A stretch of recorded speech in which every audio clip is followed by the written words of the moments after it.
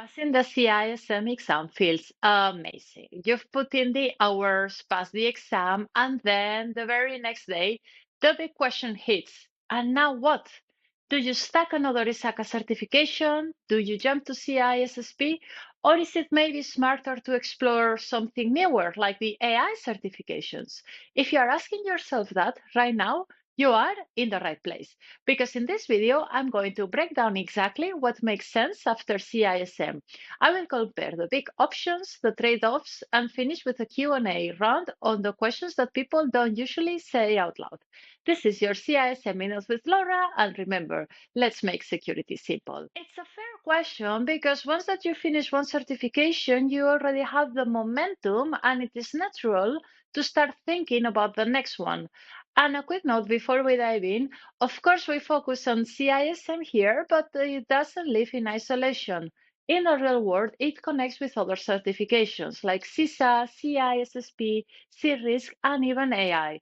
That is why today's video is not just about governance, it's about mapping up your next career step in the bigger security landscape. So let's start with the ISACA family. The nice thing about staying here is that the certifications share content and they also share continuing professional education credits or the CPEs. And you don't have to reinvent your whole study approach.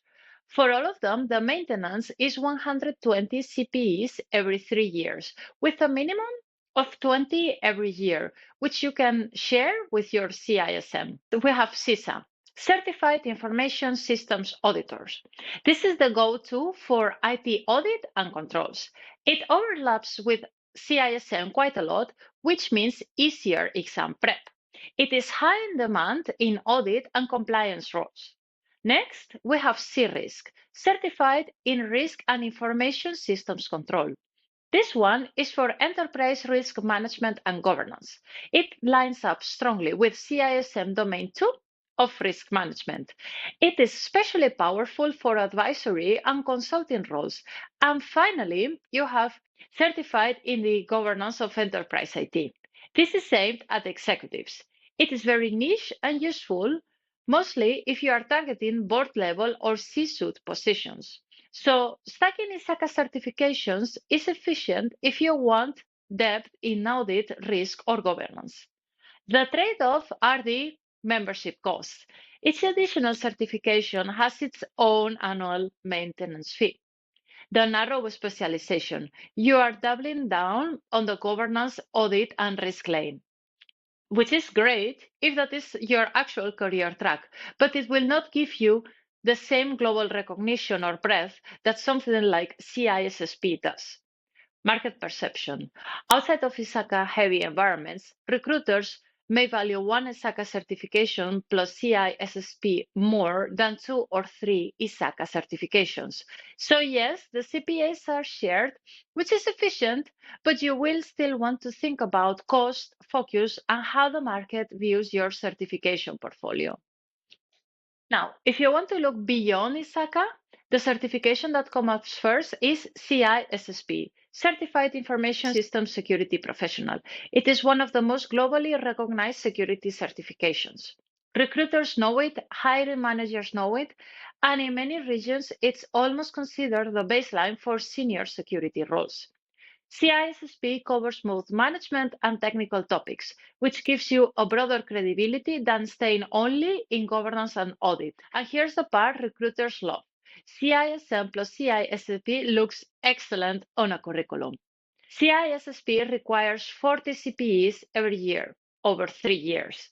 That is the same that the 120 that ISACA asks for, but the pacing is stricter since you will have to meet the target annually. More on this later in the video. Another one from ISC² is CCSP, Certified Cloud Security Professional. This one is cloud focused. Most people take it after CISSP, not before, since it builds on the broader foundation. So, if your goal is maximum recognition worldwide, CISSP is the strongest choice, but it comes with more study hours in front and a steady rhythm of CPEs every year to stay current. And then there's the shiny new frontier, artificial intelligence certifications. ISACA has already launched AI Fundamentals and AI Governance. They sound impressive, but at this stage, they are more of an add-on rather than a career driver. They are new, which means that they have limited market recognition. They are great as a conversation starters in interviews, but they will not replace a CISA or CISSP on your CV just yet. I will do a video on AI certifications, whether they are worth your time and money. So make sure you subscribe if you don't want to miss that one. All right, so how do you choose? Let's simplify. CISA is best if you are heading into audit and compliance. CRISC if you want to specialize in risk and governance. CISSP if you want broad credibility and global recognition. And the AI certifications if you want to explore emerging areas or just add something extra.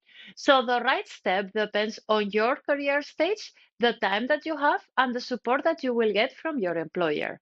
Now, let's deep dive a bit more into maintenance because this one trips people up. ISACA requires 120 continuing professional education credits, or CPEs, every 3 years with a minimum of 20 per year. ISC² requires 40 every single year. So over the 3 period years, both actually add up to the same 120. The difference is that ISC² keeps you on a yearly treadmill, while ISACA gives you a little more breathing room. Here's a pro tip. Let's say that you pass CISM in 2025. You don't need to submit any CPEs for that year. Your reporting starts in 2026. If in 2026 you go for another ISACA certification, like the CISA, you will get 40 CPEs automatically for passing the exam. And those credits apply to your already held ISACA certification, in this case, the CISM. That is why a lot of people stagger their ISACA exams. First CISM, then a year later ISACA or CRISC. You are not just adding letters to your CV, you are also covering a huge chunk of your CPE requirements at the same time. And here's some more good news. Most activities count for both ISACA and ISC². A webinar, a training course, even volunteering. Just make them once, report them both, and if you plan smart, you are not doubling the workload. Before we close, let me hit with a few quick Q&A that always come up. Will the certification get me a raise? Well, it depends on your role and company, but CISSP and CISA show up most often in job postings and salary surveys. Which exam is harder after CISM? Well, CISA feels lighter because of all the overlap. CRISC is medium. CISSP is heavier. It has more domains and it requires more hours. Am I restudying the same topics? Yes, with ISACA, you will definitely see overlap. Not with CISSP. You will hit technical areas you never saw in CISM. Will my company pay for this? Well, many cover CISSP and CISA, less often for CRISC or AI, so always check if they cover membership fees too, because those add up. Which certification is best abroad? CISSP is the clear and global winner in this case. CISA is strong in audit-heavy regions. CISM is respected, but not always the first filter for recruiters. How do I avoid burnout? Well, pick one big certification after CISM, then focus on maintaining your CPEs and building more practical skills. Don't make certifications your whole identity. Okay, and Laura, what's next for you?